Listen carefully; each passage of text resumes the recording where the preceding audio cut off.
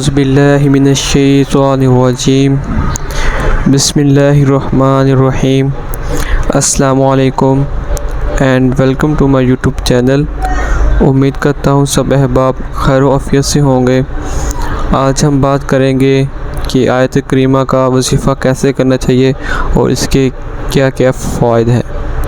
सबसे पहले अगर आपने हमारा चैनल सब्सक्राइब नहीं किया तो चैनल को सब्सक्राइब कर लें और बेल आइकन को प्रेस कर लें। हज़रत हसन बसरी रज़ी अल्लाह अन्हु फरमाते हैं कि अल्लाह जल्ला शानु ने इस आयत करीमा में सारी ही खैर अता फरमा दी है और फरमाया अल्लाह पाक ने गुनाहों से मना फरमा के इस आयत में दीन की लुत्फ़अंदोज़ी रख दी है। ये वो आयत हैं जो हज़रत यूसुफ़ अलैहिस्सलाम ने मछली के पेट में पड़ी थी। अल्लाह जल्ला शानु ने हज़रत यूसुफ़ अलैहिस्सलाम को मछली के पेट से बाहर निकाल लिया था। मेरे और आपके नबी हज़रत मोहम्मद सल्लल्लाहु अलैहि वसल्लम ने भी फरमाया कि जो भी इंसान जितनी मुश्किल में होगा इन आयात को पढ़ेगा अल्लाह पाक उसकी मुश्किलात आसान फरमा देगा।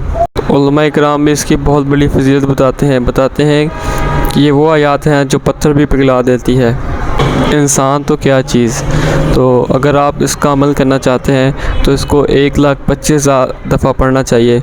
इसका पढ़ने का तरीका ये है कि आप 41 दिन में जो है ये पूरा करेंगे। सबसे बेस्ट टाइम जो है इसका फ़जर की नमाज़ के बाद का होता है। आप फ़जर की नमाज़ के बाद नमाज से फ्री हो जाएं, उसके बाद जो है अव्वल आखिर 11 दफ़ा दुरूद शरीफ पढ़ें और उसके बाद अपने पास तस्बीह रख लें और उसे 3048 दफ़ा 3048 दफ़ा पढ़ें। इंशाअल्लाह अज़ीज़ आपके अमल ये कंप्लीट होने से पहले आपका जो भी मकसद है वो आपको मिल जाएगा। इन आयत का वजीफ़ा जो है आप किसी और टाइम भी कर सकते हैं जैसा कि इशा की नमाज़ के बाद, लेकिन जो इसका बेस्ट टाइम वो यही है कि आप जो है फ़जर की नमाज़ के बाद करें तो आपको ज़्यादा फ़ायदा होगा। मज़ीद इस्लामिक्स वीडियो के लिए हमारे चैनल को सब्सक्राइब करें और बेल आइकन को प्रेस करें। अल्लाह पाक आपका हामी नासिर हो। आने वाली न्यू वीडियो तक अल्लाह हाफ़िज़।